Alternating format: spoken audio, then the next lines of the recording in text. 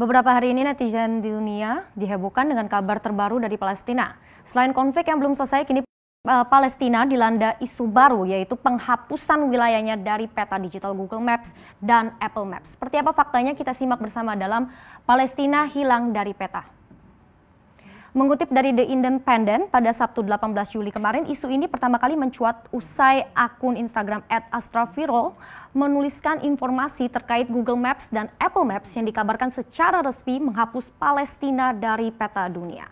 Meski begitu, beberapa waktu kemudian akun ini meralat postingan itu dan menyatakan bahwa postingannya berisi informasi palsu. Mengapa demikian? Sebab Palestina ternyata sejak dulu tidak pernah masuk dalam peta dunia.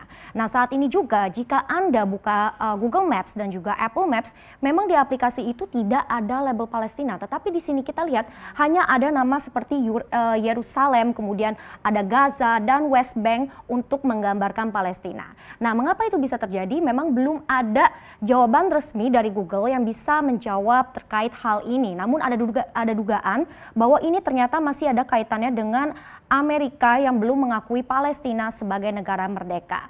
Dan kita tahu Google perusahaan asal Amerika Serikat. Jadi ya, Anda pikirkan saja. Jadi di samping itu, dugaan lainnya juga menyebut bahwa alasannya wilayah Palestina adalah daerah yang disengketakan. Pasalnya di keterangan Google Maps, jika kita lihat di sini, tampilannya berupa garis abu-abu yang putus-putus seperti ini. Dan di garis itu adalah tempat-tempat yang terlibat konflik ataupun yang tidak disetujui batasnya. Nah, sebenarnya tidak ada alasan valid mengapa Palestina ini tidak diakui sebagai negara. Karena lebih dari 135 negara anggota PBB telah mengakui Palestina sebagai negara merdeka.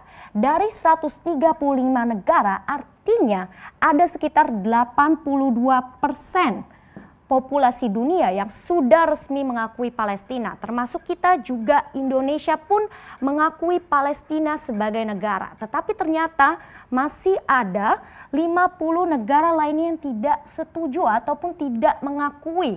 Nah, di antara negara itu tentunya ada Israel dan Amerika. Kemudian juga ada negara Eropa seperti Inggris, Jerman, kemudian Prancis, hingga di benua Asia seperti Jepang dan Korea Selatan.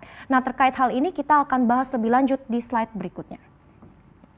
Jadi sejarah konflik Israel dengan Palestina ini bermula dari bangsa Yahudi yang ingin mendirikan negara di tanah ataupun wilayah yang sama dengan Palestina. Dan ini pun yang diperebutkan keduanya adalah wilayah geografis yang terletak di antara Laut Mediterania dan Sungai Yordan. Nah, menarik ya, di peta, jika Anda cek di peta Google Maps ataupun Apple Maps, wilayah itu telah diberi label Israel.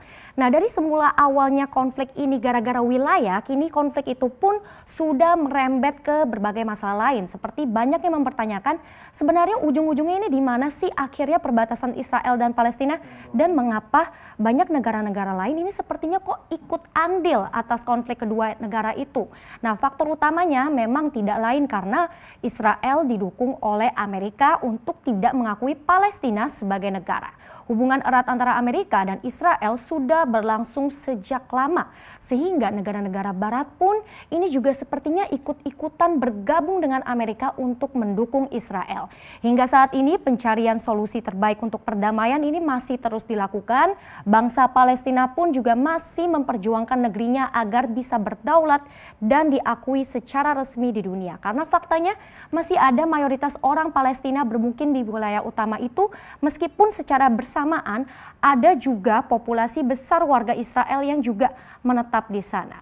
Ternyata masih ada negara lainnya juga yang ternyata senasib dengan Palestina. Jika Anda cari keberadaan mereka, Anda tidak dapat menemukannya di Google Maps ataupun Apple Maps. Kita akan lihat. Inilah negara-negara itu. Yang pertama di sini ada Sealand. Negara berdaulat terkecil di dunia ini berjarak 13 km dari garis pantai Inggris. Kita lihat dari gambar ini, negara kecil ini hanya terletak di atas tongkang tinggi tepat di antara wilayah Inggris dan Eropa. Nah, lucunya di sini adalah baik Inggris dan Eropa tidak pernah mengklaim, sehingga akhirnya pada tahun 1966 Roy Bates, mantan prajurit militer Inggris, mengklaim wilayah itu. Jadi ini cukup unik sekali. Negara terkecil hanya terletak di tongkang seperti ini. Nah, negara berikutnya ada Crimea yang terletak di pantai utara Laut Hitam dan menjadi satu-satunya perbatasan darat dengan Ukraina Utara. Crimea memiliki wilayah yang relatif luas, yaitu hanya 27.000 km persegi. Nah, Crimea juga berkali-kali berpindah aneksasi. Jadi pada tahun 1783, Crimea pernah dianeksasi ataupun dicaplok oleh Rusia menjadi republik sebagai bagian Uni Soviet.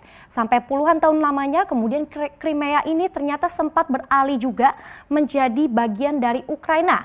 Lalu pada akhirnya pada 2014, Crimea ini balik lagi dicaplok oleh Rusia.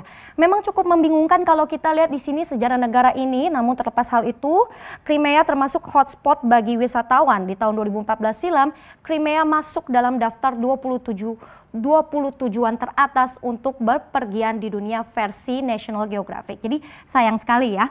Oke, kita lihat selanjutnya daftar negara yang tidak dianggap ternyata tidak terhenti di slide tadi. Kita lihat ini masih ada lagi terletak di tengah-tengah Amerika Serikat. Ternyata ini ada juga Republik Lakota dengan populasi lebih dari 100.000 orang. Nah, sejarahnya Lakota ini sempat melakukan kesepakatan bersama dengan pemerintah Amerika sebagai perjanjian agar warganya bisa hidup di wilayah Black Hills. Tetapi selama lebih dari 1 abad, pemerintah Amerika seakan lupa dengan negara bagian kecil ini. Sampai-sampai pada tahun 98, Amerika pun menyatakan permintaan maaf. Pada akhirnya pengadilan Amerika memutuskan memberi kompensasi kepada Lakota sebesar hampir 600 juta dolar. Tetapi permintaan maaf itu dan juga dana kompensasinya ini ditolak. Republik Lakota pada akhirnya menyatakan penarikan resmi dari Amerika di tahun 2007.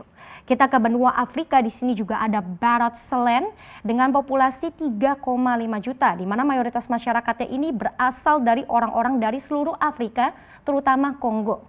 Negara yang dipimpin oleh keluarga kerajaan ini melepaskan dari tetangganya Nigeria dan menyatakan kemerdekaannya sejak tahun 2012. Dan kita beralih ke mungkin dari benua tetangga kita di Australia, ternyata juga ada negara berskala mikro bernama Republik Murawari. Nah, republik ini terletak di daerah kecil berbatasan dengan New South Wales dan juga Queensland. Di sini kita lihat. Nah, menariknya pada tahun 2013, Republik Murawari merilis deklarasi kemerdekaan kepada Ratu Inggris dan Perdana Menteri Australia. Jadi melalui surat, mereka meminta Ratu Elizabeth II untuk membuktikan legitimasi atas tanah mereka. Mereka pun memberi waktu 30 hari bagi sang ratu dan PM Australia ini untuk merespon, tetapi ujung-ujungnya tidak direspon. Nah, sehingga akhirnya mereka langsung saja resmi mengklaim kemerdekaan. Tetapi sayangnya deklarasi kemerdekaan itu tidak diakui oleh pemerintah Australia.